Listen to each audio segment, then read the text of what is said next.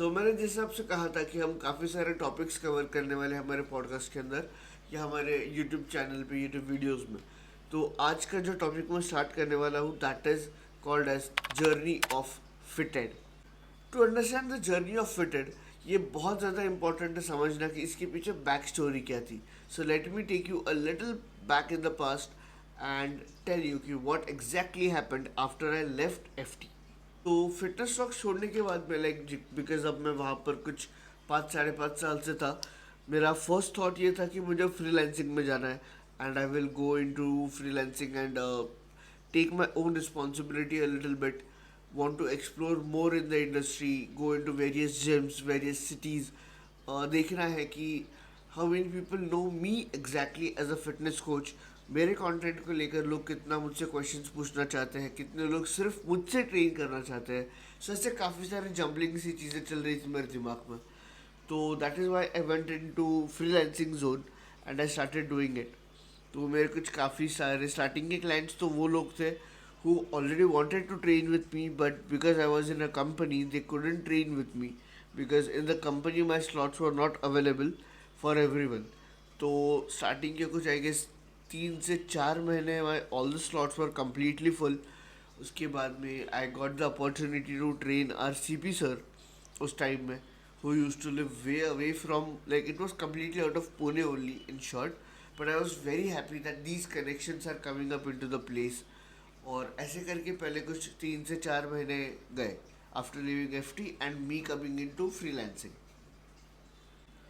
अब जब ये सब चालू था तब मैंने देखा कि K11 has launched K11 fitness, the school of fitness sciences, they have launched a new course, like relaunched an old course which is called as gym management. So I was already very interested in learning new things. I've always been a student. तो मैं सोचा यार ये course करके देखते हैं। तो मैंने कोर्स ज्वाइन कर लिया जिम मैनेजमेंट का। अब अगर मैं आपको जिम मैनेजमेंट कोर्स के बारे में बताऊँ तो आप इसको कंसिडर कर सकते हो फिटनेस इंडस्ट्री का एमबीए, बिकॉज इसके अंदर सब कुछ था जो हमें जिम चलाने के लिए या फिर एक मैनेजमेंट रन करने के लिए ज़रूरत पड़ती है जिन चीज़ों की, लाइक एचआर मैनेजमेंट हो गया और जिम प्लेसमेंट हो गया, स्टाफ हैंडलिंग है उसके अंदर, सेल्स है, मार्केटिंग है, ऑफलाइन ऑनलाइन मार्केटिंग है, सब है। तो मैं ये कोर्स करने लग गया and I again developed my that taste of coming in to management for the second time, because मैंने पहले डिसाइड कर लिया था कि मैं मैनेजमेंट में नहीं आने वाला हूँ। बट अब आई वॉज लाइक यार मैनेजमेंट में इतना भी कुछ बुरा नहीं था। And what I was learning in to K11 was कि ये सारी चीज़ें मैंने मैक्सिमम सारी चीज़ें ऑलरेडी की है 5 साल। मैं यही सब चीज़ें सीख रहा हूँ इसके अंदर, but with a technical term and a technical name, and that knowledge of technicalities was getting things sorted for me more, जो पहले आई गेस थोड़ा सा लैकिंग था। I knew what to do but मुझे पता नहीं था इससे बोलते क्या है। तो वो चीज़ें ऑन पेपर आने में काफ़ी डिफ़िकल्ट होता था, तो अब प्रोसेस उल्टा हो गया था। So I again developed my taste in to management. Now with this, I was earning good decent amount of money, and Neha was also into freelancing. She was getting her own clients. हमारे कहीं पर भी दिमाग में नहीं था कि हम फिर से ऑर्गेनाइजेशन के अंदर आए या खुद की कंपनी बिल्डअप करें। तो फिटेड एग्जैक्टली आया कहाँ से? तो उसके लिए आपको हमारे साथ एक ट्रिप पे चलना होगा इंदौर, क्योंकि अब हम इंदौर जाने वाले थे। हमारा फर्स्ट ट्रिप था, यू वोंट बिलीव कि I went with my family for a trip, पहली बार इन माई होल लाइफ जहाँ पर हम पूरी फैमिली साथ में थे, पहली बार। और आई थिंक मैंने 10 साल अभी तक काम किया है, उसके अंदर तो ये पहली बार था ही। तो हम सब लोग यहाँ से मतलब पुणे से औरंगाबाद गए, औरंगाबाद से इंदौर गए, इंदौर से मध्य उज्जैन गए। उज्जैन में जाकर महाकाल के दर्शन किए। आप अगर कुछ पुराने वीडियोस जाके देखोगे तो वहाँ पे you will see this, and I was very happy because I had message all my clients कि I am not there for this particular days and there was no one taking कि अरे where are you etcetera etcetera. तो I was very happy about it. तो हमने काफ़ी इन्जॉय किया and then we came back to Pune और सब अपने अपने काम को डिस्ट्रीब्यूट हो गए। अब यहाँ पर एग्जैक्टली स्टार्ट इस तरीके से हुआ कि मुझे समझ में आया कि अगर मैं फ्रीलांस कर रहा हूँ, अगर मैं अकेले काम कर रहा हूँ, तो यहाँ पर मैं छुट्टी नहीं ले सकता, because what exactly you mean that you are not answerable to anyone is that now no one is watching your back also. Because जब मैं FT में था, then there used to be a team who used to watch my back, कि अगर मैं नहीं हूँ तो कोई और जाकर मेरे सेशंस ले लेगा. एक फिक्स डेट पे एक सैलरी आती रहेगी, जो भी नहीं था, एक सेफ्टी जो सैलरी होता है, सैलरी नेट जो होता है वो नहीं था.